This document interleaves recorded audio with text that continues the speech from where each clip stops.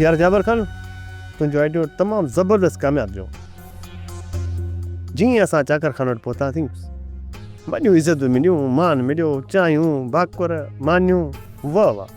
जीअं ई मौक़ो मिलेव न हुन जी औताक़ ते चाकर खान खे तुप करणो अथव ऐं चाकर खान सां गॾु इन दिलावर हवाली खे बि मारणो अथव।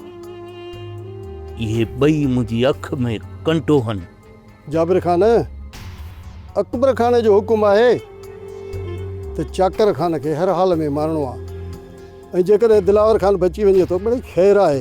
दिलावर खान अकबर खान जे लाइ को बि मसइलो न कंदो, छो जो दिलावर खान इहो फुलतरू अकबर खान जे ॻोठ जो नाहे। इहो हवाली हिन जाबिर खान जे ॻोठ जो आहे। जाबिर खान चवे थो त न चाकर खान बचे न दिलावर खान बचे। जिन्हनि ॿिन्हिनि मां हिकिड़ो बचो त मूंखे कोन छॾींदा। जॾहिं इहे ॿई मरी विया न, कमाल ऐं जमाल, मूंखे ॻोठ मां केर बि नथो रोके सघे। जाबर असां त ख़बर ॿुधी आहे त तुंहिंजो वॾे में वॾो दुश्मन सांवल आहे। सांवल खान घर जो वधियल पाती आहे। उहो हरू भरू जो चवे थो त मां ॻोठ जो चङो मुड़ुस थिया, मूंते पग पवे। उन सांवल खे मुंहुं ॾेई वेंदुसि। उहो पाण हिकिड़ो मूं वांगुरु हारी माण्हू। बाक़ी जेको मुंहिंजे लाइ असल मसइलो आहे, सुपर ताक़त आहे जेकी न, उहो आहे चाकर खान। जाबिर खान, कमाल जे कहर खां अॼु ताईं को बि न बची सघियो आहे। बाक़ी रहियो चाकर खान, इन जो त असां बयानो वठी छॾियो आहे। तमामु जल्द असां तोखे इहो लेटाए ॾींदासीं।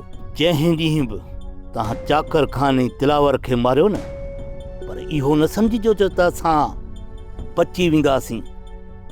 चाकर खान जा माण्हू तव्हांजे मथां कुते वांगुरु लूर लूर कंदा, क़बर ताईं तव्हांजो पीछो कोन छॾींदा। पर मूंखे न्यापो कजो कि वक़्त ते मां अची वञा ऐं तव्हांजी मदद कयां, जीअं चाकर खान जा माण्हू तव्हांखे को नुक़सान न करे। सब्सक्राइब कयो असांजो official YouTube channel Sindh TV HD drama ऐं वधीक अपडेट लाइ बेल आइकन खे क्लिक करियो।